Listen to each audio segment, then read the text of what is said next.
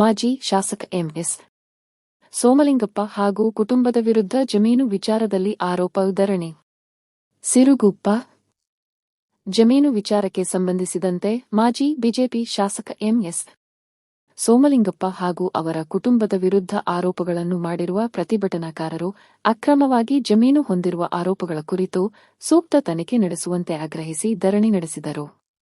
ಧರಣಿ ನಡೆಸಿದವರು, ಸಂಬಂಧಪಟ್ಟ ಜಮೀನಿನ ದಾಖಲೆಗಳು, ಹಕ್ಕುಪತ್ರಗಳು ಹಾಗೂ ಕಂದಾಯ ದಾಖಲೆಗಳನ್ನು ಅಧಿಕಾರಿಗಳು ಪರಿಶೀಲಿಸಿ ನಿಜಾಂಶವನ್ನು ಸಾರ್ವಜನಿಕರ ಮುಂದೆ ಬಹಿರಂಗಪಡಿಸಬೇಕು ಎಂದು ಒತ್ತಾಯಿಸಿದರು.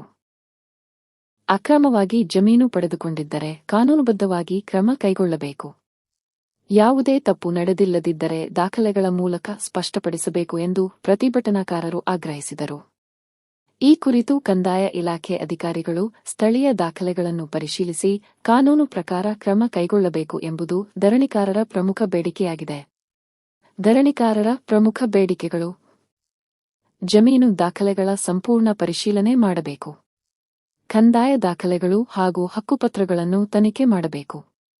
ಅಕ್ರಮ ಕಂಡುಬಂದಲ್ಲಿ ಕಾನೂನು ಕ್ರಮ ಕೈಗೊಳ್ಳಬೇಕು. ತನಿಖೆಯ ವರದಿಯನ್ನು ಸಾರ್ವಜನಿಕರಿಗೆ ತಿಳಿಸಬೇಕು. ಸಂಬಂಧಪಟ್ಟ ಜಮೀನಿನ ನೈಜ ಹಕ್ಕುದಾರರಿಗೆ ನ್ಯಾಯ ಒದಗಿಸಬೇಕು. ಜಮೀನು ವಿವಾದಕ್ಕೆ ಸಂಬಂಧಿಸಿದಂತೆ ಆರೋಪ ಪ್ರತ್ಯಾರೋಪಗಳು ಕೇಳಿಬಂದಿದ್ದು, ಈ ಪ್ರಕರಣದಲ್ಲಿ ಅಧಿಕೃತ ತನಿಖೆ ಹಾಗೂ ದಾಖಲೆಗಳ ಪರಿಶೀಲನೆಯ ಬಳಿಕವೇ ನಿಜಾಂಶ ಸ್ಪಷ್ಟವಾಗಬೇಕಿದೆ. ಮಾಡ್ತಾ ಇದ್ರಿ, ಯಾವುದಕ್ಕೋಸ್ಕರ ಈ ಹೋರಾಟ ನಡೀತಾ ಇದೆ?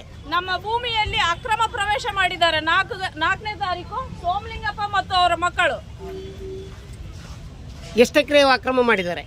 3 ಎಕರೆ ಅಕ್ರಮ ಮಾಡಿದ್ದಾರೆ. ಸರ್ವೆ ನಂಬರ್ 8/3 ಯಾವ ನಗರಕ್ಕೆ ಯಾವ ಗ್ರಾಮಕ್ಕೆ ಬರುತ್ತೆ?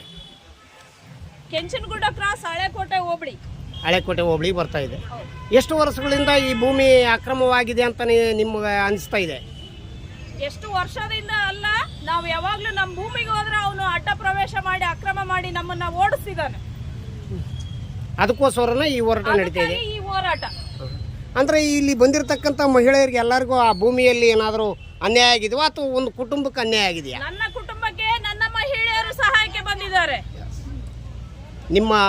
ನಿಮ್ಮ ಹೆಸರು?